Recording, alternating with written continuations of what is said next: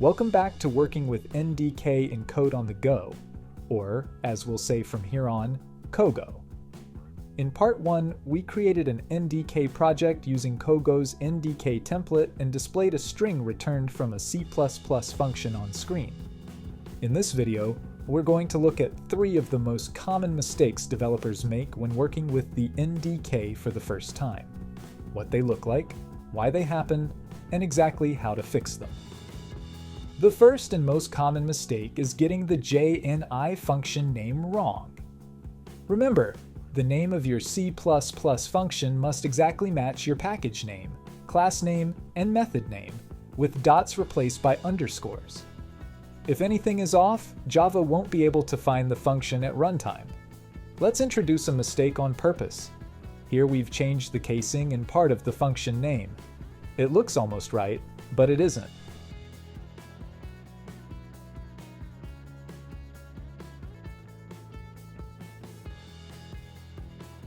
Notice that the build succeeds and the app installs.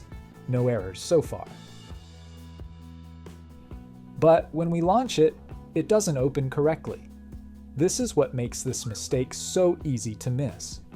The compiler has no problem with the code, because the C++ itself is perfectly valid. The problem only surfaces at runtime, when Java tries to call a function it can't find. The fix is to go back to native-lib.cpp and make sure every part of the function name matches exactly. Check the package name first, since that's where typos most often hide. You can confirm your package name at the top of mainActivity.java.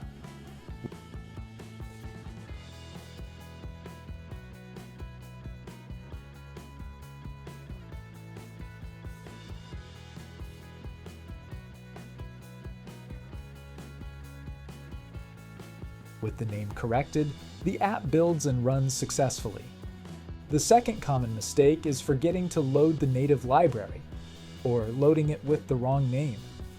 Java needs to explicitly load the compiled C++ library before it can call any of its functions.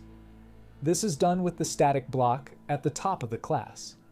Let's see what happens when we remove it. The app fails at runtime. The build output tells us that the library couldn't be found. Without the load library call, Java has no idea the native library exists, even though it was compiled successfully. The fix is to restore the static block. Also double-check that the name you passed to load library, in this case native-lib, exactly matches the library name defined in your cmakelists.txt file. A mismatch there will cause the same error.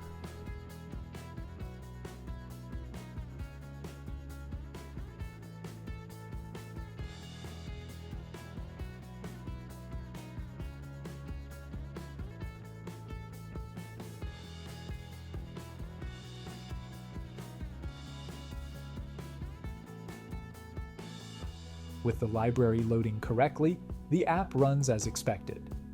The third mistake is omitting the extern C declaration from your C++ function. This one is easy to overlook, and it produces an error that can be hard to understand at first.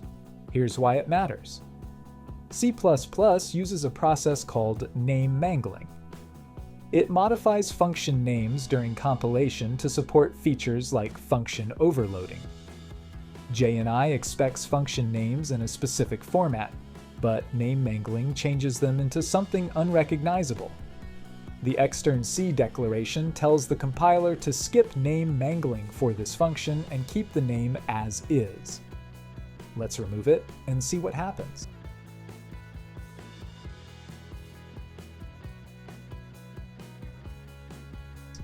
The app fails.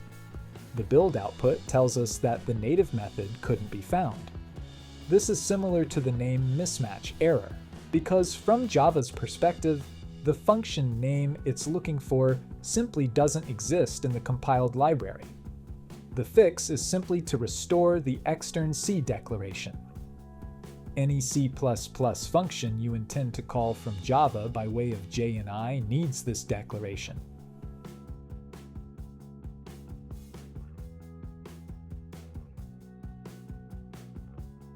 With it restored, everything works again. Quick recap of the 3 mistakes we covered. First, J&I function name mismatch. Every part of the function name must exactly match your package name, class name, and method name. When in doubt, check your package name at the top of mainActivity.java. Second, forgetting to load the library. Always include the static block with system.loadLibrary and make sure the name matches your cMakeLists.txt exactly. Third, missing extern C. Any C++ function called from Java needs this declaration to prevent name mangling. These 3 mistakes account for a large number of NDK errors that beginners run into. Knowing what to look for will save you a lot of debugging time. Thanks for watching Working with NDK. Happy coding!